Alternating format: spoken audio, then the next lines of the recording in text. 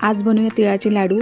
यासाठी मी 1 वाटी तीळ, 1 वाटी शेंगदाणे, 1 वाटी गूळ, तूप, वेलची पावडर। यासाठी मी इथे 1 वाटी शेंगदाणे व 1 वाटी तीळ भाजून घेतलेत।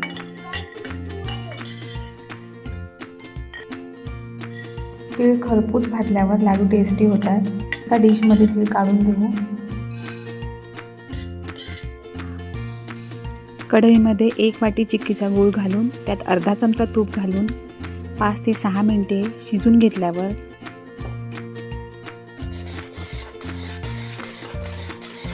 त्यामध्ये तीळ,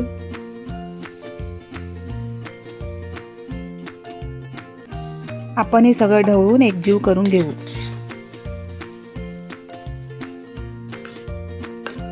शेंगदाणे, मी शेंगदाणे मिक्सरला फिरवून घेतले जाडसर।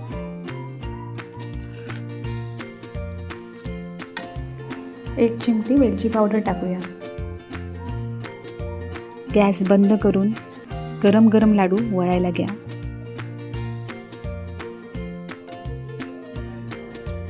आपले तिळाचे लाडू तयार आहेत। रेसिपी आवडल्यास चॅनलला लाईक आणि सबस्क्राईब करा। धन्यवाद।